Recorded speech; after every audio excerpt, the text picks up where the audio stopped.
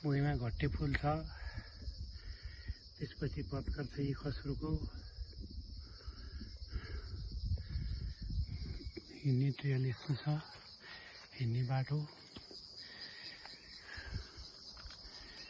यो चाहिँ गोब्रेसल्लाको रुख हो। यसको भ्यू देख्न सक्नुहुन्छ। लामो लामो भ्यू चाहिँ हामी अहिले करिब 2600 मिटरको उचाइमा छौँ।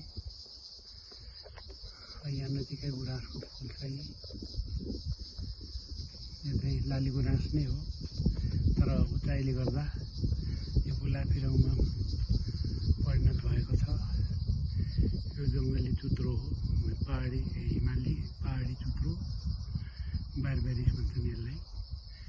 र यसबाटै आजभोलि बारबेरिन भन्ने औषधि बनाइन्छ सुगरको लागि। त्यो चाहिँ खस्रोको रुख हो। यसको दाउरा एकदम आडिलो हुन्छ। यसको स्याउला घाँसको रूपमा जनावरहरूलाई खुवाइन्छ।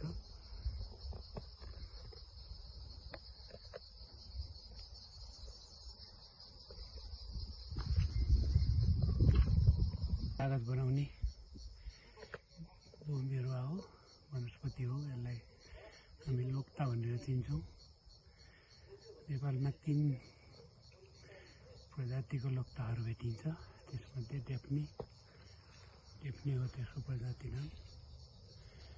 डेफ्ने बोलुवा हो प्रजाति। त्यहाँ देख्नुहुन्छ यो दुधेलहरा हो। एकदम राम्रो घाँस जनावरहरूको लागि। त्यो रुखको डाँठा भएको पनि दुधेलहरै भन्छन्। नेपालमा पाइने झन्डै 15-20 प्रकारका ऐसेलुमध्ये यो एक लेख ऐसेलु हो। यो चाहिँ झन्डै 2750 मिटरको उचाइ लाङटाङ राष्ट्रिय निकुञ्जभित्र गोसेकुण्ड जाने बाटोमा भेटिएको हो। त्यसै गरी यहाँ लेखचुत्रो भर्खर फुल्ने बेला भएको छ। कोपिला लागेको छ।